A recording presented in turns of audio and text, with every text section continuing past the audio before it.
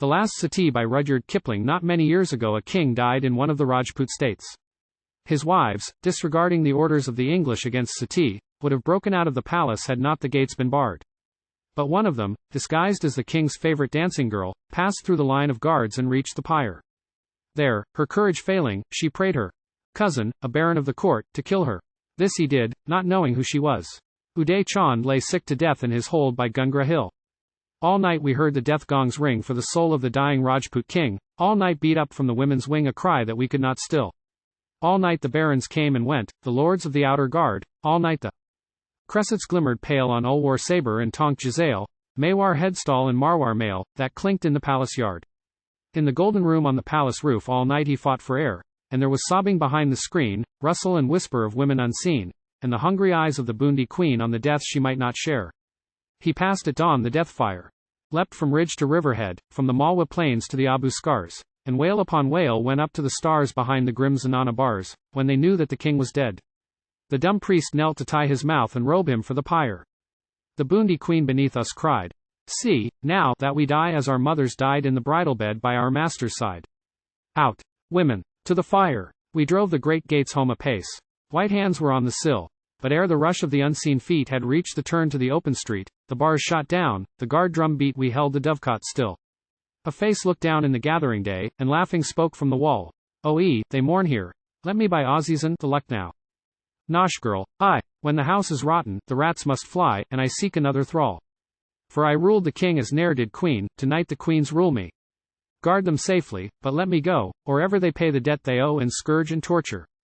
She leapt below, and the grim guard watched her flee. They knew that the king had spent his soul on a north bred dancing girl, that he prayed to a flat-nosed Lucknow god, and kissed the ground where her feet had trod, and doomed to death at her drunken nod, and swore by her lightest curl. We bore the king to his father's place, where the tombs of the sun-born stand, where the grey apes swing, and the peacocks preen on fretted pillar and jeweled screen, and the wild boar couch in the house of the queen on the drift of the desert sand. The herald read his titles forth, we set the logs aglow. Friend of the English, free from fear, Baron of Luni to Jaisalmer, Lord of the desert of Bikaner, King of the jungle, go. All night the red flame stabbed the sky with wavering wind-tossed spears, and out of a shattered temple crept a woman who veiled her head and wept, and called on the king, but the great king slept, and turned not for her tears. Small thought had he to mark the strife-cold fear with hot desire when thrice she leapt from the leaping flame, and thrice she beat her breast for shame, and thrice like a wounded dove she came and moaned about the fire.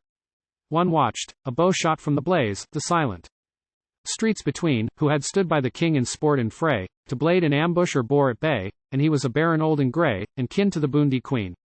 He said, "O shameless, put aside the veil upon thy brow. Who held the king and all his land to the wanton will of a harlot's hand? Will the white ash rise from the blistered brand? Stoop down, and call him now." Then she, "By the faith of my tarnished soul, all things I did not well, I had hoped to clear ere the fire died, and lay me down by my master's side to rule in heaven his only bride, while the others howl in hell. But I have felt the fire's breath, and hard it is to die. Yet if I may pray a Rajput lord to sully the steel of a Thakur's sword with base-born blood of a trade abhorred," and the Thakur answered, "Aye." He drew and struck. The straight blade drank the life beneath the breast. I had looked for the queen to face the flame, but the harlot dies for the Rajput dame sister of mine. Pass, free from shame, pass with thy king to rest. The black log crashed above the white, the little flames and lean, red as slaughter and blue as steel, that whistled and fluttered from head to heel, leapt up anew, for they found their meal on the heart of the Bundi queen.